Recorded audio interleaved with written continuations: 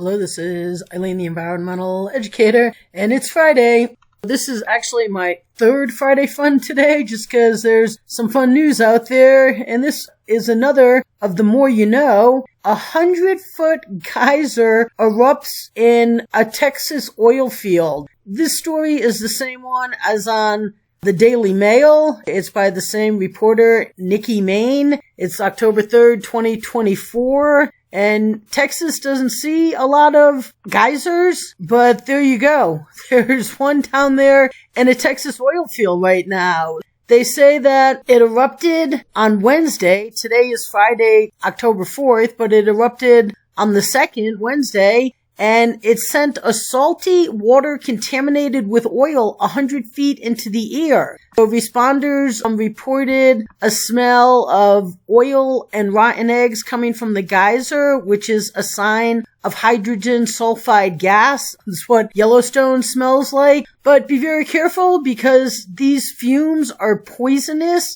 and are typically present in natural gas deposits, and at high levels, exposure can cause shock, convulsions, coma, and death. You don't want to get too close to this.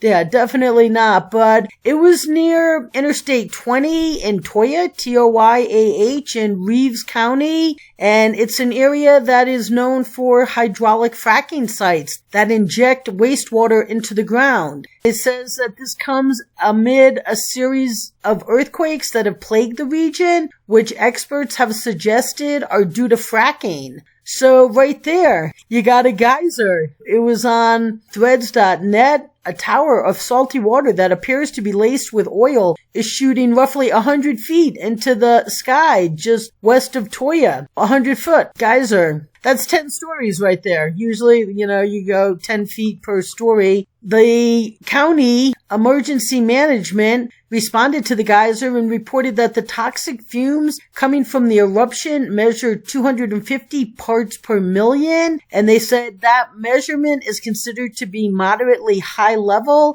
and can lead to symptoms like nausea, throat burning, dizziness, and headaches. And the area has been plagued by geyser eruptions like this one that stem from zombie wells.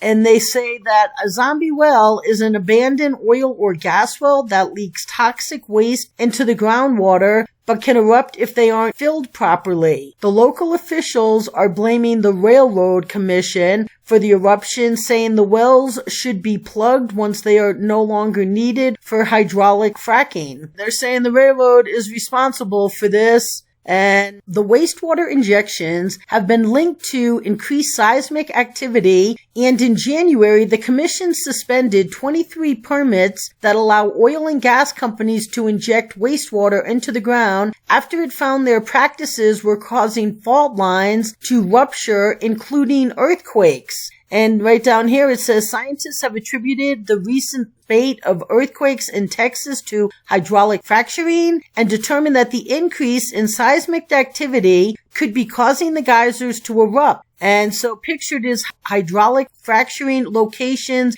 and injection wells in Texas. That's a big part of the state right there. But right now, all of that finger pointing is, if you're far enough away from it, giving people in Toyah, Texas, the equivalent of a little trip to Yellowstone. So this just right here is a little Friday fun, people. And the more you know can never hurt you.